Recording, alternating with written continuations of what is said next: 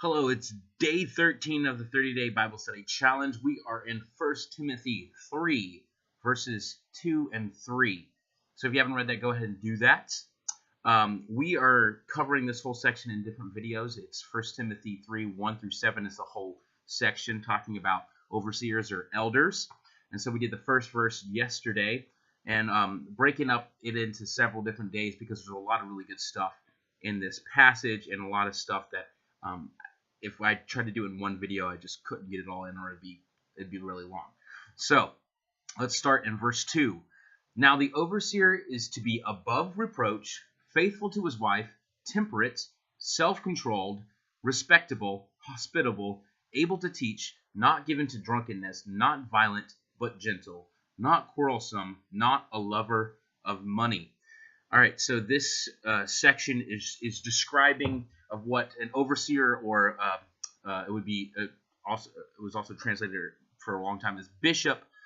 We use it in the Presbyterian Church as elder. Some other churches do that as well. But someone who several people who oversee the church in an area. Back then, it was a city. Ephesus was the city that Timothy was in, and he was the overseer or elder of that city. And Paul was also one. He traveled around a lot, but he is what he taught these people, and he would see who would be a good overseer and stuff like that, and then he would either send them to an area or he would appoint them in that area. So Timothy, who he's writing to, he's a young guy, but he's still he is like probably he'd be called the head elder, head overseer in this area. So an elder is supposed to be above reproach. What does above reproach mean? An example I can think of is that if someone has an accusation against you, they're having no basis for that accusation. It would be basically someone having a claim, and everyone would immediately dismiss it as completely ridiculous, wild, not even something to be considered. And this was to reflect on the church, that the leaders of the church were to be people that any accusation that came against them, everyone that knew them and stuff would be ridiculous. Like, let's say someone accused me of shooting someone, just killing them, and everyone would be like, that's not even close to true. That's not who David is. That's not what he's. He would never do that. And so sadly, this is not the case for many churches. I've heard lots of stories about people who were elders or pastors. They didn't have pastors back. They didn't call them pastors back then. They call them elders. And so that have not been above reproach. They've been accused of sexual scandals or embezzling money, and it just gives a bad name to the church in general, where non-Christians can say, well, look at these people and what they've done. And so it's not being above reproach is not just so you can look good. It's, yes, we want to be like Christ, but it's so that God's church won't be accused of things that aren't in God's nature, because if someone does those things, that's not who God is. And so it's not a good reflection of what his church is supposed to be like. So it also says right after that, faithful to his wife. This is, we would take this as not cheating on your wife, not cheating on his wife. And back then, a man could have many wives, and so this was saying not having multiple wives. Having one wife is a different translation of this, because even Jews could have several wives. They could have concubines. King David and Solomon had tons and tons of wives, and so this is someone having one wife, because that's what God designed marriage to be, and that elders are supposed to reflect that. And nowadays, don't cheat on your wife. It's pretty simple. Temperate. This is to temper steel is to get it to the right strength. And so if you temper steel, it's not overly brittle, so it's not easily broken. It's not. It's the right. It's just it would be. It's just, we would not describe someone as temperate, but they wouldn't be prone to crazy outbursts and stuff like that. It would be maybe a way we could describe it nowadays. Self-control right after that. Someone who's able to control what they do in their life. That's not any flies of fancy they think about something, or some temptation comes up and they fall into that. Is they can control their desires and their lust. Now, young men and young women are not very good at this, and this is why often the case it's that they're not elders. Is because they're not self-controlled. They're driven by their passions, and sometimes that can get you into trouble. So being self-controlled, respectable. Now this one I think is kind of goes with above reproach, but something that I've said is that I could not serve under someone as I'm the youth pastor, serve under a pastor who I couldn't respect, someone I've seen several pastors that are very prideful, and I couldn't respect them because of that. And so a respectable person is someone that I can look at and say, I can learn from this person. This person can show me how to live a godly life and to be a good example. Is that I respect that person, and that's what elders should be. That because the congregation is looking up to them for leadership. Hospitable, very easy. Welcoming. My back in Jacksonville, my old pastor's wife, she had this. This is who she was. Is that you walked in a room, she made you feel like you were at home.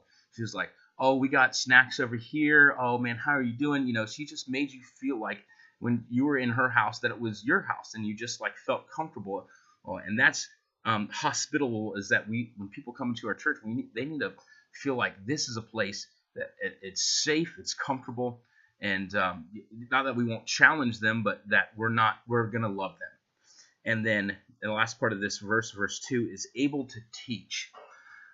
Able to teach. That seems a interesting kind of thing, but that's what the elders were. They were people who taught the congregation at the time. They were educated, and they were people that that had a desire to teach.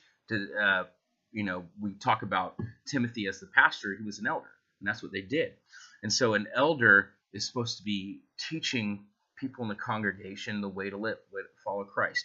In order to be able to teach people things, you got to know things. You got to understand the Word of God. You got to be in it. And then in verse 4, verse 3, not given to drunkenness. Very, drunkenness. It's not good. And the way they talk about this, it's not just with wine. The word is it's not having something control you. That's what when you get drunk, you do things that you would normally never do. And so like drugs and stuff like that would be considered into this. The things that would alter your personality and you're not habitually doing those things, and they don't have control over you. Not violent, but gentle. There's the phrase he's a big teddy bear or something like that. People have used that many times as someone someone's really big, but it's like that person is not going to hurt you because they have a gentle manner. No one wants to be threatened into doing something. You want to be and someone's asked you to do something, you're not like doing it in fear. This overseer is not going to go to the congregation and be like, you guys better do this or they're going to beat you up. No, it's like they're doing it out of love. They're doing it because they care for you. And not quarrelsome. This is something when I was in school, there were several people that I just wouldn't even sit with them at lunch tables because they always want to start kind of an argument about something, whether to do with theology or whatever. And that's not what I wanted to do. It's like, I'm here to learn and not like try to force my opinion on what I think, pre-trib, post-trib, whatever, predestination, free will, all this kind of stuff. And it made it so I couldn't respect those people because it seemed like all they wanted to do was fight about things. And then the last one is not a lover of money. Not a lover of money. Now this is many people in the church think, it's like, you can't be rich, you can't have money and stuff like that. A lover of money is I like the way it's phrased there because it doesn't talk about how much money you have. It talks about the control that money has over you. Is your desire, is your drive money? Now, the bishops, for a long time in the Catholic Church, that's who these people are supposed to be describing. they were lovers of money. They had lots of things. They had lots of gold and gems and jewels and all this kind of stuff, and money controlled them. And so their opinion was swayed if someone could pay them off. Their opinion was altered, or they would do something because it would be the most financially beneficial thing for them, not because it would be the most beneficial thing for the church growing towards Christ. And so a money, they talk about the God of money, that it can have control over this, and that elder, regardless of how much money they have, if they have a lot, if they have a little, if they have medium amount, is that money doesn't control them. And so a big part of that, I think, is tithing and giving offerings. Is that if money doesn't control you, then you shouldn't have a problem giving it to those that are in need. You shouldn't have a problem of sharing what you have. All right, this has been day 13. I know this is a long video, but I hope that's really helpful to you, and that you guys can look at your elders and leaders and stuff like that, but also look what you should be aspiring to. All right, I will see you guys tomorrow.